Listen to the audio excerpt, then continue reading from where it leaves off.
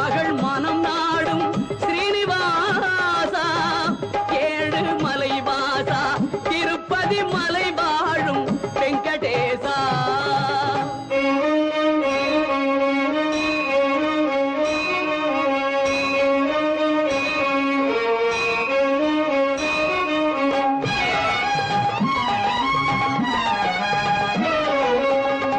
அன்பெனும் அகல் விளக்கை ஏற்றி வைத்தேன் அதில் ஆசை என்னும் நெய்யை ஊற்றி வைத்தேன்